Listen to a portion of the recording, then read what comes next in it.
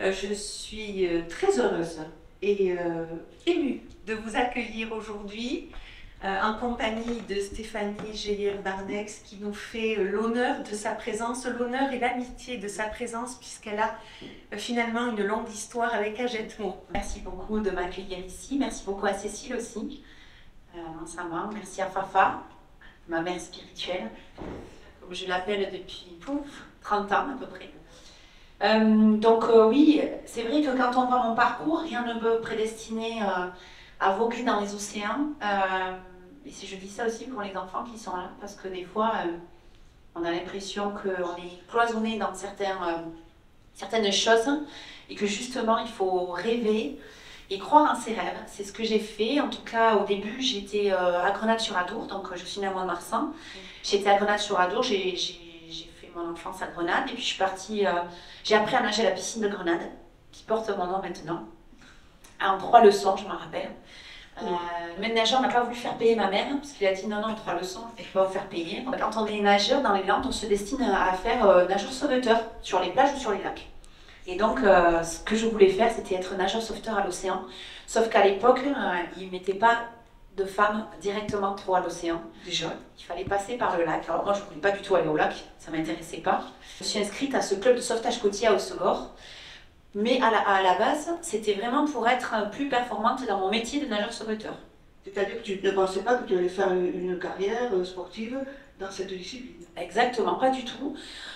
Pour moi, je découvrais un nouveau sport qui était beaucoup plus ludique que la natation, où il faut nager, faire des longueurs de bassin, aller-retour, ou qu'on nage dans le monde, c'est toujours la même chose. Et là, je trouvais un sport qui était déjà très varié, il y avait une multitude d'épreuves. Et alors, il y avait une discipline que j'aimais beaucoup, c'était la planche de sauvetage. Et donc, moi, j'ai rapidement eu cette passion pour cet engin. Quel a été le premier défi? Quelle a été la première épreuve que tu as voulu surmonter? J'avais entendu une épreuve à Hawaï, et donc je me suis dit, c'est ça que je peux faire, relier 2 îles sur une planche. En 2004, on me diagnostique le premier cancer du sein. Pour moi, c'était impossible. J'avais une hygiène de vie irréprochable. Je ne pensais pas que je puisse développer un cancer jeune avec une hygiène de vie. Je n'avais pas la connaissance de cette maladie. Et donc, ça a été pour moi aussi le déclencheur, je trouve, de vivre l'instant présent, de se rendre compte qu'on pouvait mourir du jour au lendemain et de se dire, si tu as un rêve, il faut y croire. Il faut aller au bout du rêve. Je me rappelle, ma première chimio, j'avais dit à Alain, il m'avait dit, je vais t'inviter à manger. Oui, d'accord. Je faisais ma première chimiothérapie à Bayonne. Et en sortant, l'infirmière me dit, bon là, vous avez fait la première chimio, il faudrait le manger léger ce soir. Oui, oui, pas de souci. J'arrive chez Alain et papa. Il m'avait préparé la garbure, du confit frites. Mais je pense que j'avais envie de partager aussi ce moment-là de la première chimio avec eux. Et puis aussi, je trouve qu'à Alain, ça nous a aussi encore rapproché le fait qu'on vive la même chose, la même maladie. Du coup, ça resserre énormément les liens. Et je trouve qu'Alain a été aussi le déclencheur quand j'avais été le voir à Mont-de-Marsan pour ces derniers jours. Il a été le déclencheur dans le sens où quand j'ai quitté la chambre, j'ai pleuré, mais je pense que j'ai traversé tout l'hôpital de Mont-de-Marsan, parce que c'était le moment où je lui disais au revoir aussi. Et j'ai traversé cet hôpital et en fait, je me suis dit, si tu as un rêve, il faut vraiment le vivre. Lui, il n'a pas la chance de le vivre, mais au moins, je vais essayer de le vivre et je vais vivre pour lui.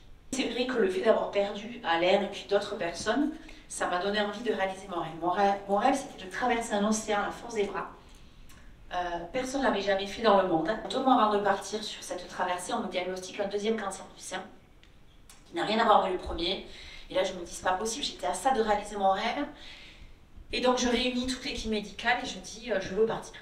Je veux partir, je veux qu'on s'organise pour les traitements, mais moi, je veux partir. Les défis se sont succédés, les maladies aussi.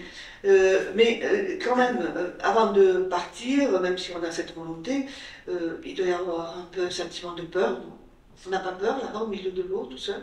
Enfin, pas vraiment seul, mais oui. Quels sont les dangers qu'il peut y avoir là? Ça dépend des océans, mais on a fait énormément de préparation mentale qui nous aide beaucoup sur la gestion du risque, sur l'isolement, sur la motivation, sur plein des images ressources quand on va pas bien. On anticipe énormément les risques et du coup on est rassuré sur l'environnement. En gros, on essaie de tout prévoir. Traverser le Pacifique, ça doit quand même être plus facile que traverser l'Atlantique ou non? Non, en fait, c'est différent. À chaque fois, les difficultés sont différentes et il n'y a pas de graduation entre des expéditions. Elles ont toutes leurs difficultés et leurs particularités. Là, entre-temps, on a créé l'association Optimiste pour aider les personnes atteintes du cancer par le défi du sportif. Et on avait besoin de faire cette traversée pour récolter des fonds. La traversée du Pacifique, je me rappelle, après l'Atlantique, on avait regardé et on s'était dit non mais 8000 km c'est trop long, c'est pas possible, on n'y arrivera pas. Donc on avait abandonné l'idée. Et puis l'idée est revenue et on s'est dit que peut-être à plusieurs, en rajoutant des rameuses, peut-être qu'on pouvait y arriver. On était 6 rameuses à se relayer et à bord du bateau, on avait 5 membres de l'équipage qui nous surveillaient, qui nous faisaient à manger et qui nous aidaient sur le bateau. Et donc on a monté une association qui s'appelle Optimiste. Alors qui s'écrit pas Optimiste, ça s'écrit Hop, espoir, Team, équipe et East. C'est le renouveau, le soleil se lève à l'est. Et donc, on accompagne les personnes atteintes du cancer à réaliser leur Atlantique. Je ne sais pas si tu sais, mais sur Agenmo, par exemple, il y a une association qui s'appelle Laoli. Laoli. Et qui agit un petit peu dans ce sens-là. Exactement. Et qui est très aidée par la population. Bien sûr. Et on est très complémentaires, c'est-à-dire qu'il n'y a pas une association, et je pense qu'il y a vraiment de la solidarité dans les associations.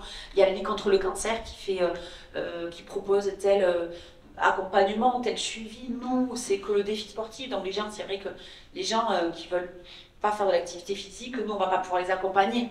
On va peut-être les rediriger vers une autre association. Et il y a des associations comme la Oli qui font un travail fantastique, et nous, on est tous solidaires des associations, et on dit, voilà, il y a un peu une réponse différente.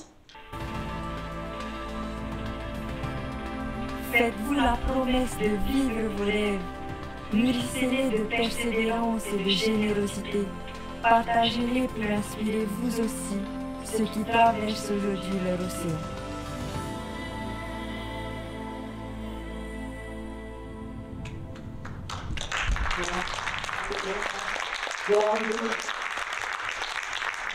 Merci beaucoup Stéphanie, c'était très intéressant, très émouvant.